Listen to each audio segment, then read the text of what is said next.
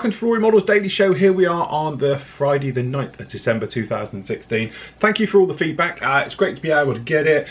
Great for the thumbs up and everything on the actual YouTube channel. That's great because it gives me a sort of insight on what you guys like and what you don't like and everything else like that. Remember, we do try and put as much as we can actually in the free to watch area on YouTube. These ones we're doing that are up there at the moment because it's like for the kids and stuff like that. I like to give a little bit back, as we know, but really a big thank you to all the members who support Flory Models, which enable us to do that. So a massive thank you to all of you guys and everything else like that. You all seem to like the Star Destroyer, to be honest. It's here. Carried on with it a bit last night. You'll see the video of it. I was recording, but what we've done is we've given this a filter right the way over the top, and this is a way just to blend in all those different panels and colours, just to make them, well, to be honest, a little bit more sort of friendly and not as stark and everything else like that. So by going around on it, it just sort of blends it in.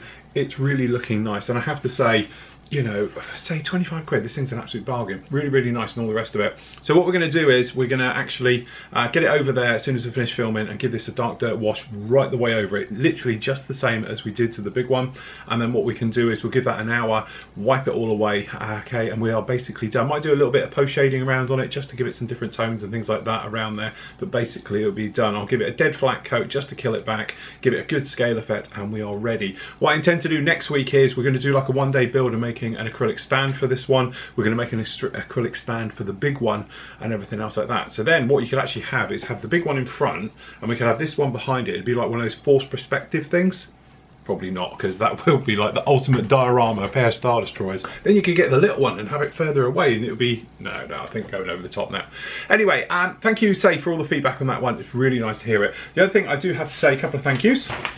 First of all is to Nick, and he is with the search and rescue team up in the Shetlands. Talk about out in the cold, mate. Absolutely fantastic. As he knows, I am a patch collector and a coin collector as well, so I've got some great sort of challenge coins and things like that. I've got one there. I've got one upcoming that has been kindly sent as well for the A10 as well, so we've got one of those. That's really nice. But he has sent me the patch, so that is the actual unit patch for the search and rescue squadrons flying the S92s, which are the new ones, which we have flying around here now all the time as well. So thank you so much for that. That's an absolute treasured one, that is. So what I'll do is I'll put him up on my little wall over there for my new ones. I've got old ones upstairs on a wall upstairs, but all my new ones I'm going to have a new patch wall. So if you do want to send me, this is like shameless plug, but I love this stuff. I think it's absolutely fantastic and it's great to get patches from you guys. So if you do want to send me anything, it'd be much appreciated.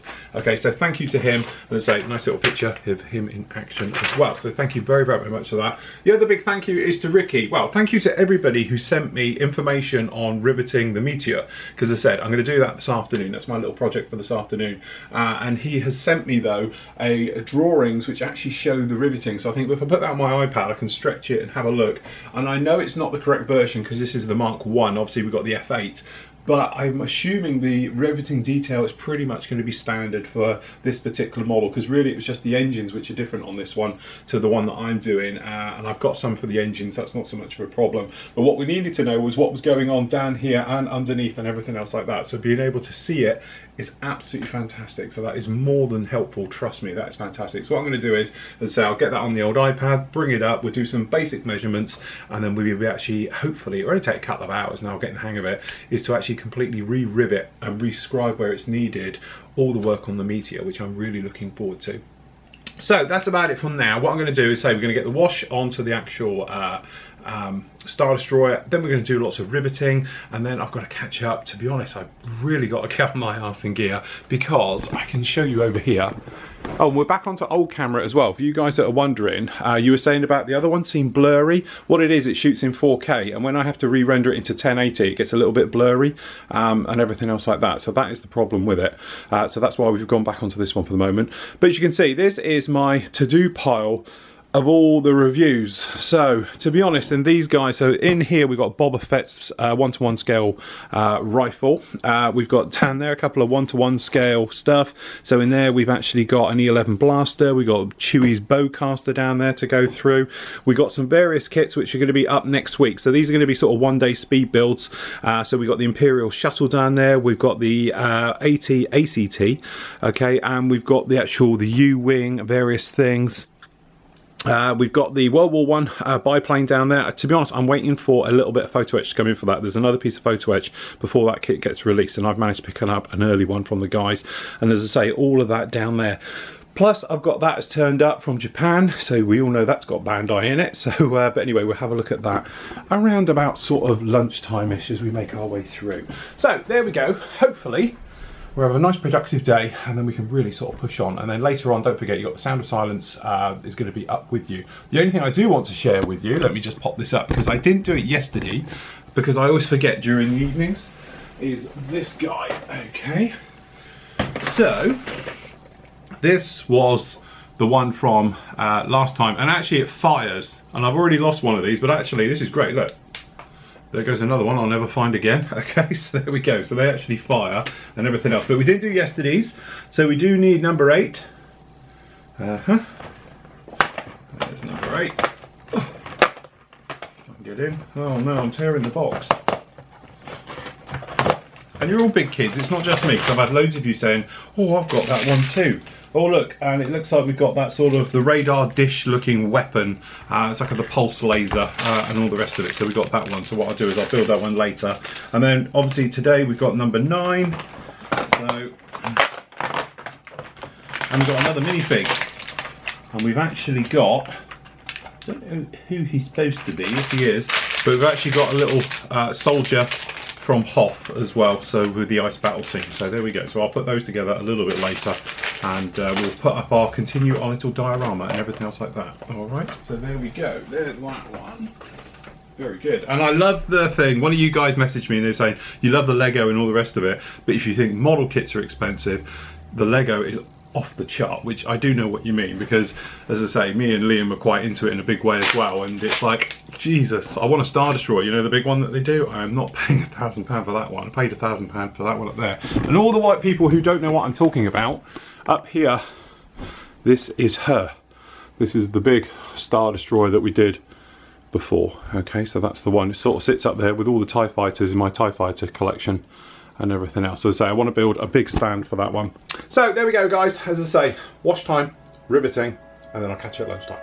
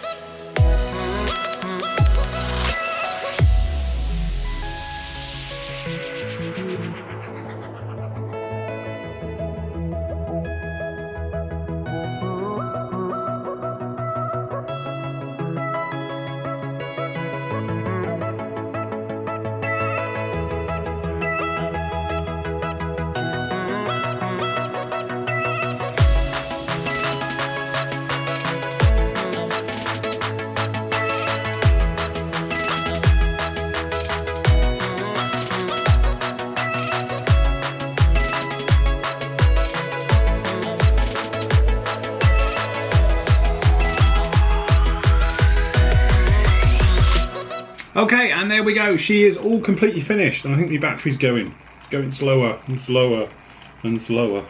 Anyway, I have to say, I speak about it a lot in the build. You're going to hear this again.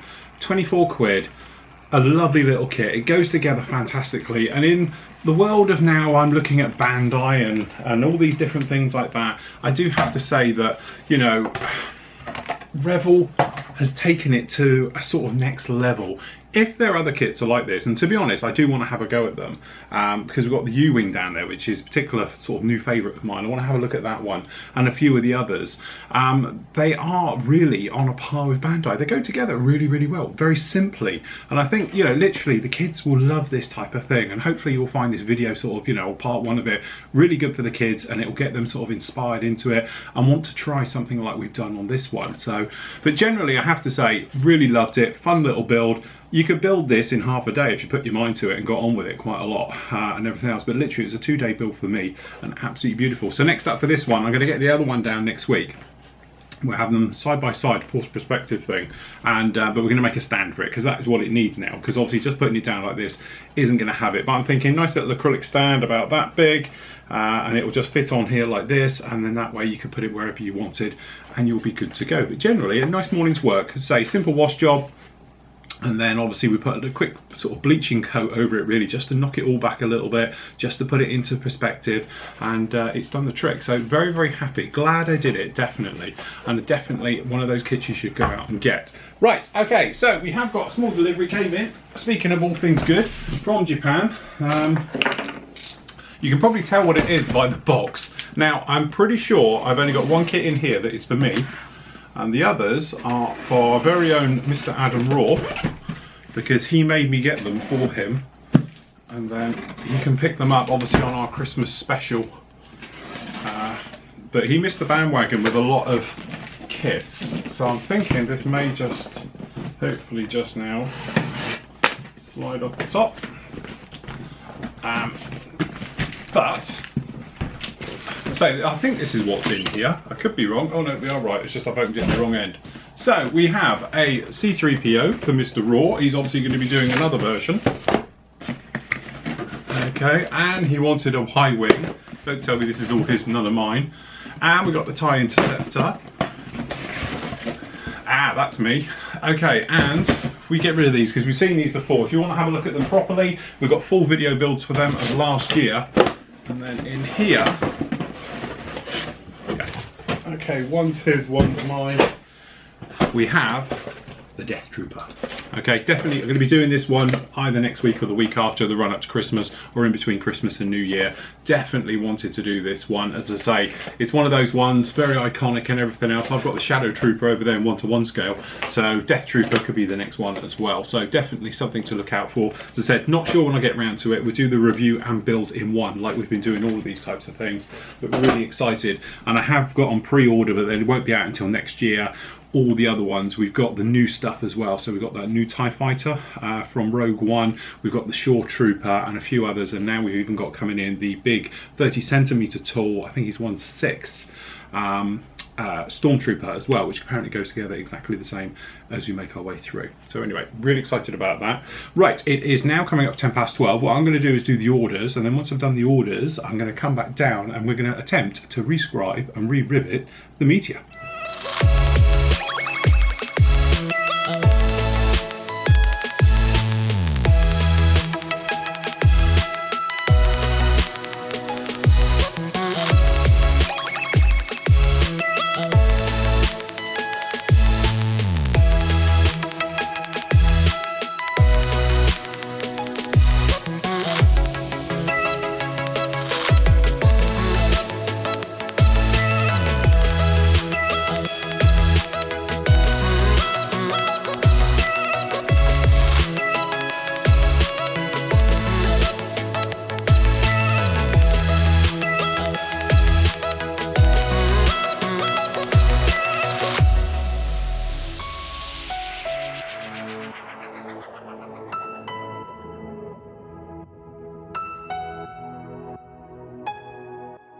Okay, so there we go, a busy day, and yes, I have spent the afternoon, last couple of hours, re-riveting this guy. I have to say, it's one of those things, your heart tells you to do it, you want to do it, and then you're thinking, but it doesn't really show it, and then you guys have made me do it, which is, thank you, and I'm so glad I have, and I'm finding myself doing that usual thing where I'm not using a ruler. You tend to be able to freehand with these things because there is zero wobble actually on the wheel. You can just do it by freehand, and as long as you've got a start point and an end point, you tend to go that way. You know, you guys who play pool, you know that thing where you don't look at the cue ball, you look at what you want to hit, and somehow it manages to get exactly where you want.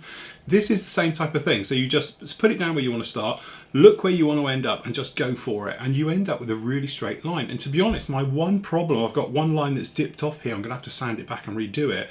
That's the one time I used the ruler and it slipped, so you know, happy days. But anyway, it's really nice, and I think, you know, by the time we get the paint on and we do the weathering techniques, and I think we're going to do that light sanding that we actually did to the 190 with the actual RAF camo scheme the metal underside with the two-tone top, I think it's going to work really, really well, and it's going to show through. So underside will all be about the riveting being seen. On the top, it'll be far more subtle. And then we can do things about polishing the paint as well to give different colours and effects and all those things.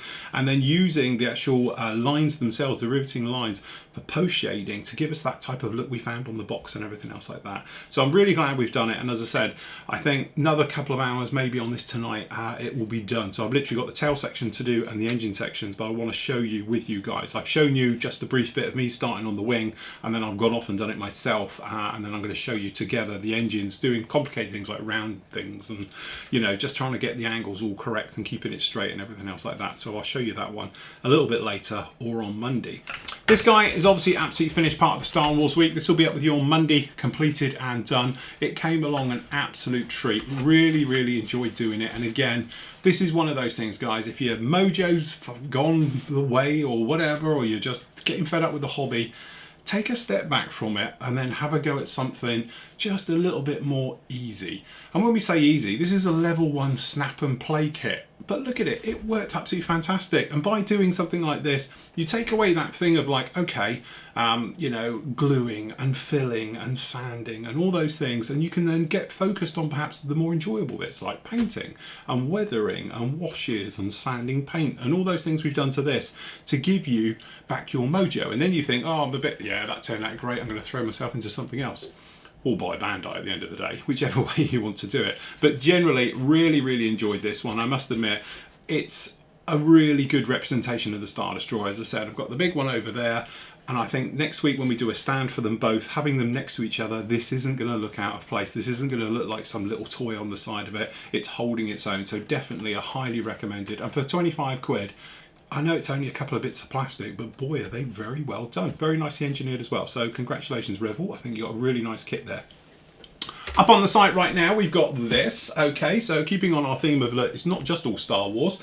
We've actually done this one. Now, to be honest, we've already seen one of the Edard MiG-21s. We've reviewed it before. We've also seen the Edard rebox of the Hasegawa A4 before. So what I've actually done with this particular kit, we've done an overall review of everything, and then I'm going to direct you to my review of the actual Edard standalone rebox of the Hasegawa kit, which comes with all the niceties because it's the same ones in here apart from the markings. And then we have a proper look at actually the MiG-21, because as I say, it is the PFM version, and I haven't done a PFM. We've looked at MFs, I think, down there, and a few other different types of MiG-21, so you can have a look at that one. So it's like a two-part one, but I've linked them both together so you can see it. And on the Today page on the Flory Models site, we've got both kit reviews up for you as well as standalone ones, so you can have a good look at those. And if I can find it, I'll link in the other MiG-21s we've looked at in the past as well, so you've got a bit of a reference for them all.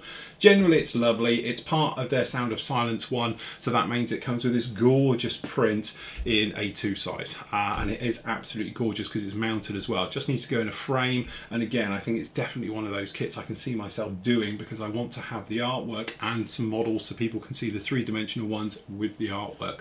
I think it is a really nice touch.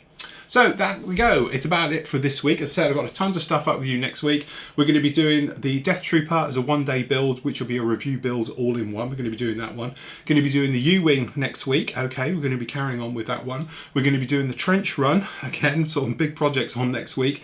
And we're going to be hopefully getting this guy finished off as well. So there's still plenty to come next week. So that's about it from me. I'm going to leave you with your great work from the gallery entries this week onto the Flory Models forum. So until next week, everybody, happy modelling. Take care.